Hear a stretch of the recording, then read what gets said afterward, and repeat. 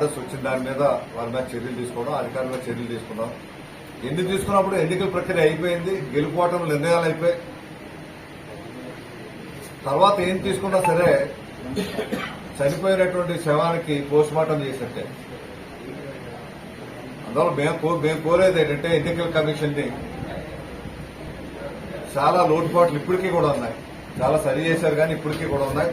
ఉదాహరణకి Anakapalli assembly constituency తీసుకుంటే Anakapalli assembly segment లో బూత్ లెవెల్ ఏజెంట్స్ ఎవరైతే ఉన్నారో పార్టీ ఏజెంట్స్, ముఖ్యంగా తెలుగుదేశం పార్టీ ఒక ముఖ్యమైన పాత్ర పోషించింది. భారతీయ జనతా పార్టీ, జనసేన ఉన్నప్పటికీ వాళ్ళు ముఖ్యమైన పాత్ర పోషించి సుమారు మన అనకాపల్లి అసెంబ్లీ సెగ్మెంట్ లో 18,000 బోగస్ ఓట్లు కానీ, డూప్లికేషన్ కానీ, డోర్ నెంబర్ల తప్పులు కానీ వివిధ రకాలుగా ఉన్నటువంటివన్నీ కూడా తొలగించారు. సక్సెస్ఫుల్ గా తొలగించబడ్డాయి. అవి అధికారులకు గోవింద్ గారు వెళ్లారు, అలాగే మీకు నాగజగదీష్ గారు వెళ్లారు, జిల్లా ప్రెసిడెంట్ గా డాక్టర్ నారాయణరావు గారు కానీ అందరూ ఇన్వాల్వ్ అయ్యారు. ఇందులో అందరూ ఇన్వాల్వ్ అయ్యి ఈ కార్యక్రమాలు చేశారు. ఇక్కడ బూత్ లెవెల్ ఏజెంట్స్ కూడా చాలా అద్భుతమైన పాత్ర పోషించారు. ముఖ్యంగా తెలుగుదేశం పార్టీ వాళ్ళకి మళ్లీ చెప్తున్నారు. ఎందుకంటే వాళ్ళు ఆ పాత్ర పోషించారు కాబట్టే ఇవి జరిగి బూత్ లెవెల్ ఆఫీసర్స్ తో కూడా ఇంటరాక్ట్ అయ్యి అవి తొలగించే కార్యక్రమం విజయవంతంగా చేసుకున్నాం. నిజంగా అవి తొలగించబడకపోతే ఎలక్షన్ అయిపోయింది వాటితోనే. 18,000 ఓట్లు అంటే చిన్న విషయం కాదండి. అంటే సుమారుగా పోల్ అయినటువంటి ఓట్లతో చూసుకుంటే 10% ఉన్నాయి. పోల్ అయిన ఓట్స్ మీకు 70% కంటే ఎక్కువ ఉండవు. అందువల్ల పోల్ అయిన ఓట్స్ లో 10% కంటే ఎక్కువ, 70% అంటే మరి లక్షలే అయిపోయింది. దాంతో బాగానే ఉందని అనుకున్నాం. కానీ మొన్న 1వ తారీఖు జనవరి కొత్త లిస్టు రిలీజ్ చేయడం జరిగింది ఎన్నికల సంఘం.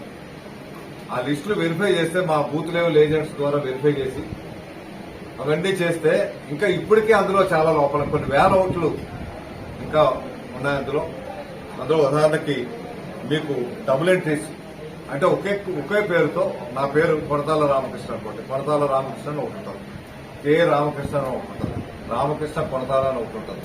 అది కూడా ఒక బూత్ లో కాదు, వేరే బూత్ లో. అంటే ఇది పొరపాటుగా జరిగినటువంటి తప్పు కాదు. ఇది కావాలని డెలిబరేట్ గా ఎన్నికల తీర్పుని తారుమారు చేయాలనే కుట్రతో చేసినటువంటి కార్యక్రమంగా కనిపిస్తుంది. దీన్ని ఎప్పుడైతే మన పద్ధతి ఏంటంటే ఒక ఓటుని తొలగించుకోవాలనుకుంటే ఫారం 7 ఇవ్వాలి, తొలగించాకే ఫారం 6 ప్రకారంగా మళ్లీ నమోదు చేయాలి. కానీ ఆ ప్రక్రియ లేదు. ఫారం 7 ఉపయోగించుకుంటా ఒక ఓటర్కి ఇంకో దగ్గర ఓటు ఉంటుంది, మళ్లీ ఇక్కడ కూడా ఓటుకి అప్లై చేస్తే ఇక్కడ ఓటు వాళ్ళు అందులో కలిపారు కానీ అక్కడ తొలగించలేదు. ఇది కేవలం నిర్లక్ష్యపూరితంగా చేసినటువంటిది. నిర్లక్ష్యం అంటే ఇది 1-2 అవుతాయి, కానీ ఇది నిర్లక్ష్యం కాదు, ఉద్దేశపూర్వకంగా చేసినటువంటి ప్రక్రియ అని మాకు అనిపిస్తుంది. మీకు ఎన్నికల కమిషన్ కి రిపోర్ట్ చేయడం జరిగింది. ఇందులో ఉదాహరణ చెప్తాను నేను. డబుల్ ఎంట్రీస్ మీకు అంటే ఒక వ్యక్తి చెప్పగా వేరే పేర్లతోనూ వేరే బూతుల్లో ఈ రకంగా ఉన్నవి ఈ అనకాపల్లి అసెంబ్లీ సెగ్మెంట్ చూస్తే 4,828 ఉన్నాయండి. 4,828 అంటే సామాన్య ఫిగర్ చెప్పండి. అంతేకాకుండా ఒకే డోర్ నెంబర్ మీద 10 కంటే ఎక్కువ ఓట్లు నమోదైతే ఎన్నికల కమిషన్ సర్క్యులర్ ప్రకారం, ఎన్నికల కమిషన్ మాన్యువల్ ప్రకారం 10 కంటే ఎక్కువ ఉంటే వాటిని స్క్రూటినీ చేయాలి. స్క్రూటినీ చేసి వాస్తవాలు తెలుసుకొని ఒక డోర్ నెంబర్ 10 ఉందనుకోండి, అది 2 అన్నదమ్ములు ఉంటారు, వాళ్ళిద్దరి పిల్లలు ఒకే డోర్ నెంబర్ ఉన్నప్పుడు 10A అని పెట్టుకున్నారు. కానీ ఆ ప్రక్రియ జరగలేదు, ఆ స్క్రూటినీ జరగలేదు. ఇంకా ఆ రకంగా ఉన్నటువంటి వాళ్ళు మనకి 5,278 మంది ఉన్నారు. అంటే 10 మంది కంటే ఎక్కువ ఒకే డోర్ నెంబర్ మీద ఉన్నటువంటి వాళ్ళు 5,278.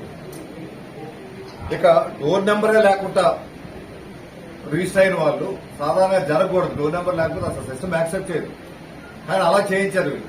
ఎందుకంటే అన్ని గ్యారంటీలు జరిగాయి. ఇందులో డోర్ నెంబరే లేకుండా ఉన్న వాళ్ళు 6,666. అంటే ఇవన్నీ కలిస్తే సుమారు 11-12 వేల మంది వరకు వస్తుంది. అంటే నేను ఎన్నికల్లో 9 ఓట్లతో గెలిచాను, అంతే కదా. పార్లమెంట్ ఎన్నికలు అది కూడా. అంటే ప్రతి ఒక్క ఓటు కూడా గెలుపు ఓటము నిర్ణయించే ఓటు. అటువంటిది 8,000 ఓట్లు బోగస్ ఓట్లుంటే గెలుపు ఓటంలో ఎన్నికల ప్రక్రియ అన్నది ఊరికే నామకావస్థ అయిపోతుంది. వీళ్ళు గెలుపు ముందే నిర్ణయించుకుంటారు, ముందే శాసించారు గెలుపుని. ఈ రకంగా బోగస్ ఓట్లు, దొంగ ఓట్లు డబుల్ ఎంట్రీస్ ద్వారా స్పష్టంగా తెలుస్తుంది. ఇంకా అలాంటప్పుడు ఎన్నికల ప్రక్రియ ఎందుకు, ఎన్నికలు జరుపుకోవడం ఎందుకు?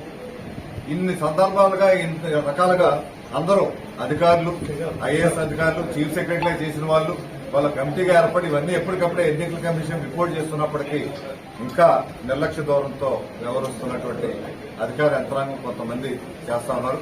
వీటి మీద కంప్లైంట్ పెట్టడం జరిగింది. కేంద్ర ఎన్నికల కమిషన్ పెట్టాం, రాష్ట్ర ఎన్నికల కమిషన్ పెట్టాం, జిల్లా ఎన్నికల కమిషన్ పెట్టాం, అనకాపల్లి అసెంబ్లీ నియోజకవర్గ రిటర్నింగ్ ఆఫీసర్కి పెట్టాం, అన్ని లెవెల్స్ ఆర్డీఓ కూడా పెట్టాం, ఆన్లైన్ లో పంపించడం జరిగింది. వీటి మీద తక్షణమే వెరిఫై చేయాలి. ఎందుకంటే మళ్ళీ త్వరలోనే మన ఫైనల్ లిస్ట్ వస్తుంది.